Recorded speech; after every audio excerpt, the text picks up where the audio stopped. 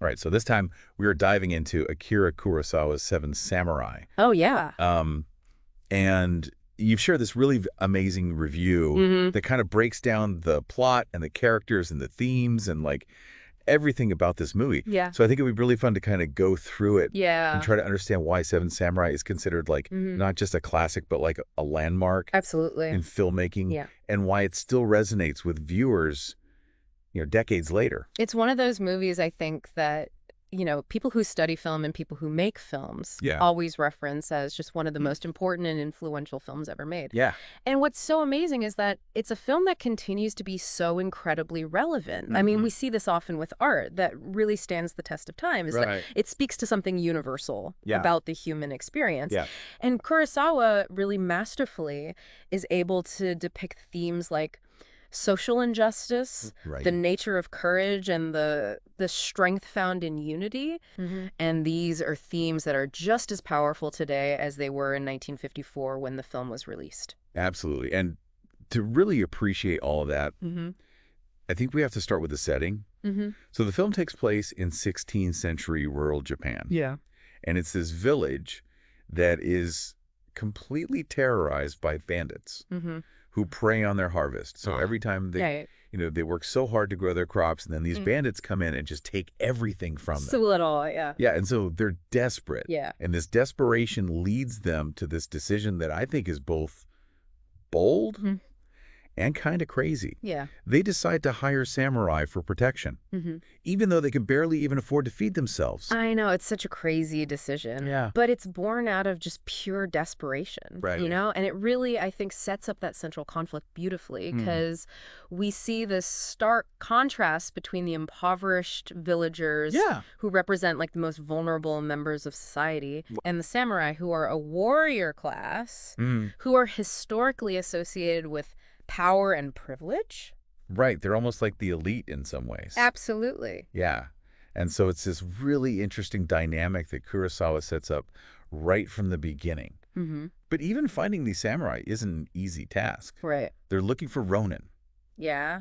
So these are masterless samurai. Master the samurai. Yeah. Who might be willing to take on this very risky and poorly paid job. Yes, very poorly paid job. Right.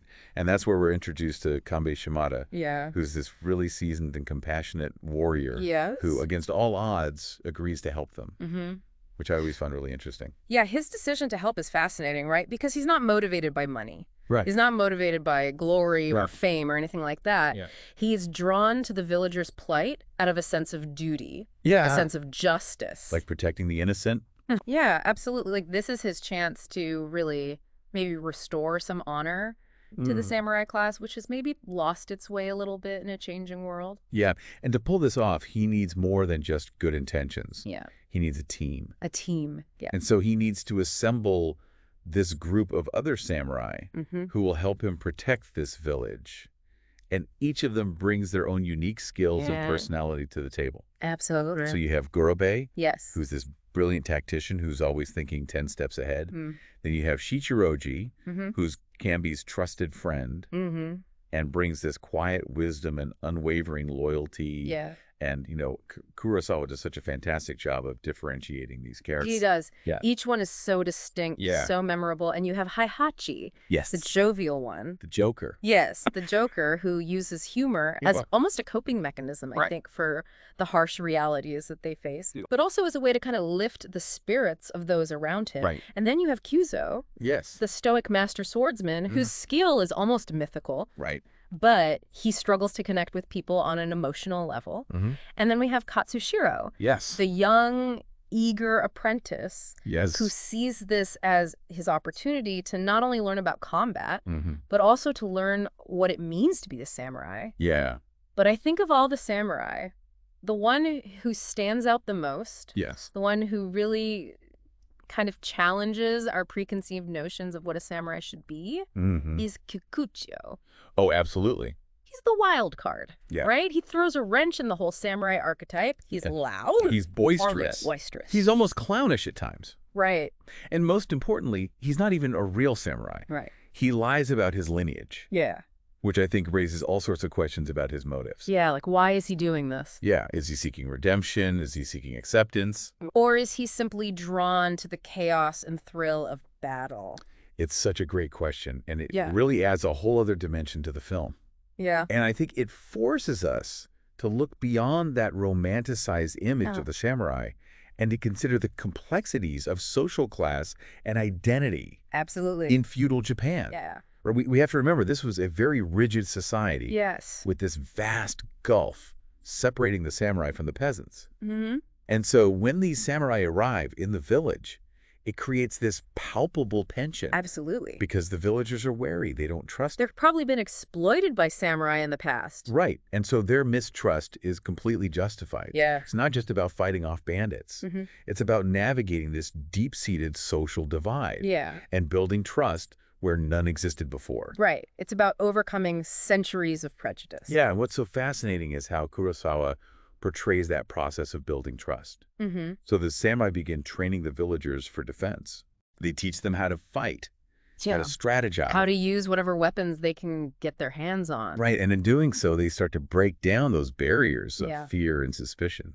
And the villagers, in turn, start to see the samurai as individuals. Yeah. Right? Not just as these symbols of authority or oppression, but as people with their own flaws and vulnerabilities. Yeah, I love how the film doesn't shy away from showing those initial clashes, those cultural misunderstandings, those moments of frustration. Yeah, it makes that eventual bond between the samurai and villagers feel so much more earned, so much more authentic. Absolutely. It's a really beautiful thing to see happen. It is. And it's through this shared sense of purpose that they're all in this together that really transforms both the samurai and the villagers. Right. And it's a testament to Kurosawa's skill as a storyteller that he's able to convey this like really complex dynamic with so much nuance and emotional depth. Yeah, and then all of this culminates in those epic battle sequences. Oh, yeah. And, you know, Kurosawa was such a master of visual storytelling. And you see that on full display in those battles. Yeah, I mean, the way that he uses multiple cameras and like innovative editing techniques and this strategic use of slow motion. Yeah. It's incredible. Yeah. He creates this incredibly immersive experience. Yeah. You feel the intensity, the chaos, the sheer brutality of warfare. Right. And yet there's this sense of artistry. Yeah, it's not just mindless action. It's a ballet of violence. Each movement so carefully choreographed to convey not just the physical struggle, but the emotional turmoil that these characters are going through. Absolutely. And as those battles are raging on, you see those initial seeds of trust blossom into these really genuine bonds of friendship and respect. Yeah. There's a great scene where a group of villagers risk their own lives to rescue a fallen samurai. Yes. I mean, it's just this really powerful moment. It is. That highlights how much these two groups who were once so divided have come together as this unified force. And it's in the heat of battle that we see these individual character arcs really come to a head. Right. So Heihachi, the jovial one, he meets this really tragic end. Yeah. Which reminds us that even in moments of heroism, there's always a risk. Yeah. There's always a price to be paid. And Kyuzo, the stoic master swordsman, he reveals this like hidden depth of compassion, this willingness to sacrifice himself for the greater good. Yeah, and then there's Kikuchiyo, whose journey is perhaps the most profound of them all. Yeah. Throughout the film, he's been grappling with this idea of identity, this desire to be accepted as a samurai, even though he wasn't born into that class. Right. And it's in his final act of self-sacrifice, this moment of pure, unadulterated heroism, that he transcends his past and proves himself to be a true samurai.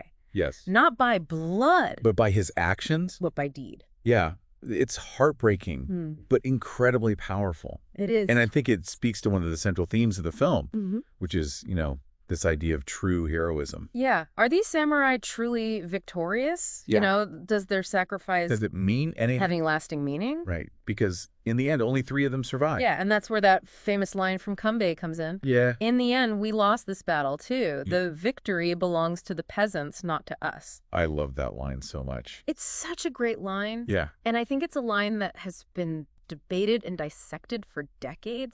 And it really goes to the heart of what Kurosawa was trying to say about the complexity of victory and sacrifice. Because on the surface, it seems like a statement of defeat. It's a statement of disillusionment, but maybe there's a deeper layer to it. Yeah. Maybe Kambei's acknowledging that true victory isn't about personal glory or recognition. Or getting a reward. Right. Yeah. It's about serving something larger than yourself. Absolutely. About fighting for a cause you believe in. Yeah. Even if it means making the ultimate sacrifice. And I think that's why the film's ending is so poignant, so bittersweet. Yes. The villagers, they return to their lives. They go back to planting their crops. Like nothing happened. As if nothing happened. Yeah. And the surviving samurai are left to grapple with the weight of their actions. Right. The loss of their comrades. The loss of their friends. Yeah, and this realization that their victory is fleeting. Yeah. Almost ephemeral. It's a powerful reminder that even in moments of triumph, there's always this sense of loss. Absolutely. This sense of melancholy. Yeah, and I think it speaks to that cyclical nature of conflict, right? This idea that violence often begets more violence. And it forces us to ask ourselves, what is the true cost of victory? Yeah. Who ultimately benefits? Right. And is any victory truly worth the price that's paid? It's such a relevant question, especially in our own time, right? Where we're still grappling with conflicts and social injustice. Yeah, and these big questions about what it means to be a hero. And I think that's why Seven Samurai continues to be so relevant. Yeah. So powerful, because it doesn't provide easy answers. Right. It challenges us to confront these uncomfortable truths, to wrestle with these complex moral dilemmas. Absolutely. And to find our own meaning in the midst of all this chaos and uncertainty. Yeah, it's a film that really demands to be seen, discussed, debated. I think that's the mark of a truly great work of art. It stays with you long after you've experienced it. Yeah. It prompts you to think critically, to question your assumptions, and to see the world in a new light. It really does. Yeah, it really makes you think, huh. It does. And, you know, it's amazing to think that a film made almost 70 years ago can still feel so fresh and so relevant to audiences today. What do you think it is about Seven Samurai that allows it to transcend time and cultural boundaries in that way? I think it's the universality of the themes that Kurosawa explores, you know, whether it's the struggle for survival or the yearning for justice or the power of community. These are all experiences that resonate with people from all walks of life, regardless of their background or the time period they live in. Right. And Kurosawa's ability to weave those themes into such a compelling and visually stunning narrative, I think, is really what makes this movie a masterpiece. Absolutely. So speaking of visuals, let's talk about his filmmaking techniques for a moment. Kurosawa was a true innovator. Yeah. I mean, Seven Samurai really showcases his mastery of cinematic language, the way he uses multiple cameras, telephoto lenses, dynamic editing techniques. It just creates this incredibly immersive and visceral viewing experience. I was really struck by his use of slow motion during the battle sequences. And, you know, it's not just a stylistic flourish. It really heightens the tension. Yeah. It allows us to see those moments of violence, of impact, in a way that's both beautiful and horrifying at the same time. Absolutely. And it's a technique that's been imitated countless times. Oh, yeah. But few filmmakers have managed to capture that same sense of raw emotion, like visceral impact that Kurosawa achieves. And it's not just the action sequences. Right. It's his framing. Yeah. His use of light and shadow, even his choice of music, all contribute to the film's power. Yeah. His influence on other filmmakers is undeniable. We've mentioned The Magnificent Seven, which is a direct remake. Yeah. But there are so many other films that owe a debt to Seven Samurai. Like, think about George Lucas and Star Wars.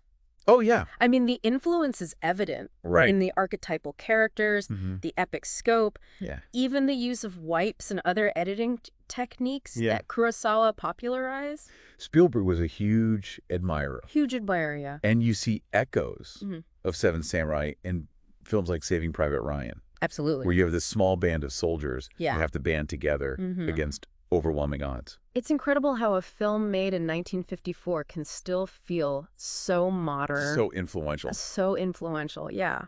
So as we kind of wrap up our deep dive into Seven Samurai, what is the one key takeaway you'd want our listener to walk away with? I think it's the idea that true heroism doesn't always require, like, grand gestures or recognition. Right. It can be found in the everyday acts of courage. You know, the willingness to stand up for what's right. Right. Even when it's difficult. Yeah. Even when it means making personal sacrifices. Yeah. Like those 7 samurai who chose to protect a village of strangers. Right. We each have the potential to make a difference in the world, to leave our own mark, however small it may seem. I love that. Yeah. Beautifully put. Thanks. And sometimes, you know, the most meaningful victories are the ones that go unseen. Right. The ones that are measured not by accolades or trophies, but by the lives we touch. Yeah, the positive impact we have on those around us. Couldn't have said it better myself.